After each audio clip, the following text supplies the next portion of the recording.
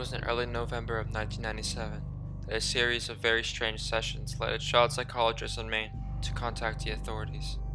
It began when a patient of his began to tell him about one of their friends. This friend being imaginary as far as both the psychiatrist and the boy's parents were concerned.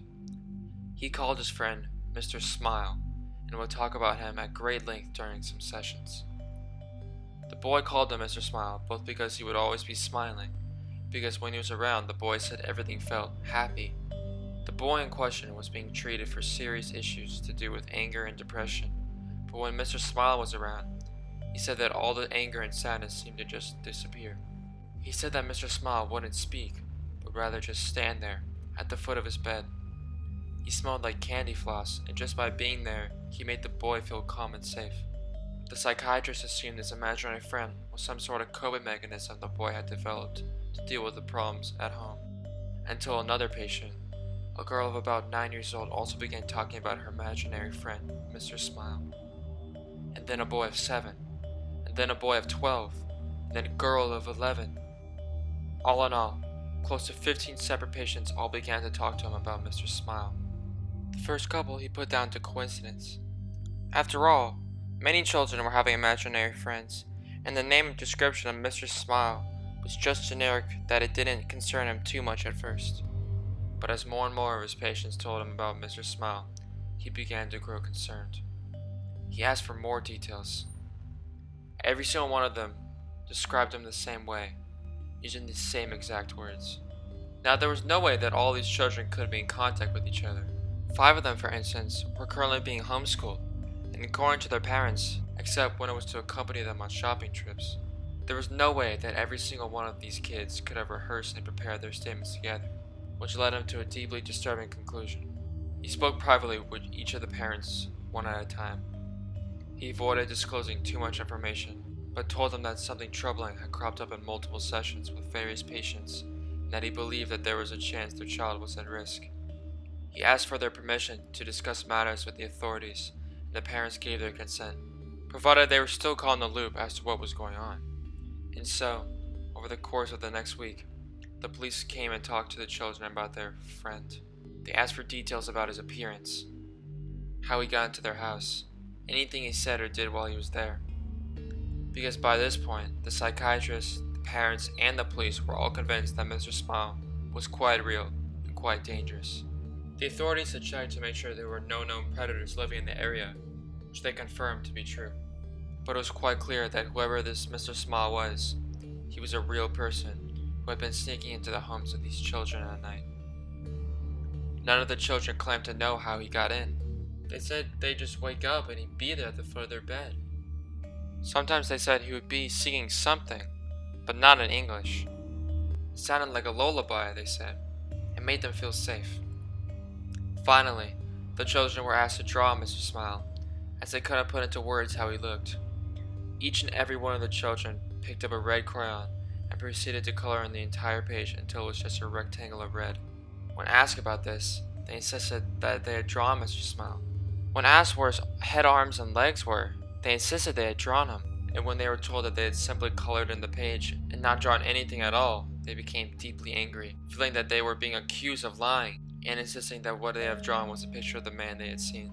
Acting more on a hunch than anything else, the psychiatrist decided to show one of these colored rectangles to the various children and ask them what it was.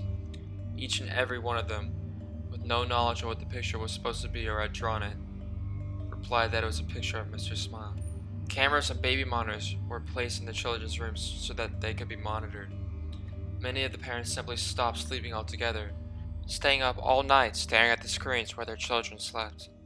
At no point did anyone enter or exit the bedrooms. No sounds except for the snoring or occasional talking in their sleep were heard over the baby monitors. There was no sign of Mr. Smile. After almost 2 weeks of this, many of them began to doubt that Mr. Smile had ever existed.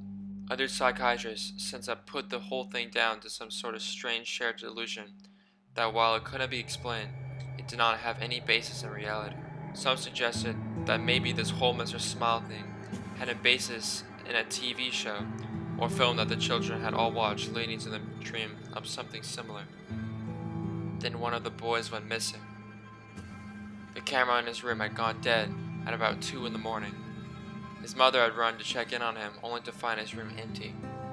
It had literally taken her less than a minute to run to his room. There was no possible way for him to leave, or be taken, and be out of her sight in the time it took her to leave her bedroom and run towards his. But he was gone. She said there was a smell like cotton candy in the room. The search for the boy turned up nothing. No one had seen anything strange or unusual around the home before or during the disappearance, and no trace of him was ever found. It was less than a week later that one of these girls who had spoken of Mr. Smile vanished as well. Then another of the boys. One by one, each of them began to disappear, until only 4 remained. The 4 remaining children began to talk about how Mr. Smile and his friends were going to take them away soon. When asked about these friends, they talked about how Mr. Smile lived with the other smiling men in the happy place, and that he would take them there soon. The children said that in the happy place, everything was beautiful. They said that they knew about it because Mr. Smile talked to them in their heads, because he couldn't talk like other people did, and that he was going to show them pictures in their head of the place they were going. Things began to get increasingly disturbing. After a few weeks, the children began complaining of headaches and nausea. Their schools reported that they had began to suffer hallucinations, and 2 of them started complaining that they didn't like the place that Mr. Smile was showing them anymore. One began screaming for half an hour, acting as if they were having a fit, or screaming for the colors to stop. That the colors were horrible, and that they needed them to go away. One of the children claimed that Mr. Smile was talking in their head all the time now, and that he was telling them things. Terrible things. But they couldn't talk about it. That they mustn't, because then their parents would know. The psychiatrist asked them to write down what Mr. Smile was saying, promising that he would show it to no one, managing to gain the trust of one of the boys enough that he agreed. The contents of the book are known only to him and the authorities, but whenever anyone involved has been asked about it, they just get real quiet and quickly find an excuse to change the subject. The children stopped sleeping. Footage from the security cameras showed them sitting bolt upright, their eyes unblinking, just staring at the wall without moving or making a sound. Sedatives did nothing. One of the girls began cutting strange circular motions into her skin, while 2 of the boys ceased communicating in English altogether. The language they spoke was never identified. Despite numerous people being asked to listen to them, they could not translate what they were saying.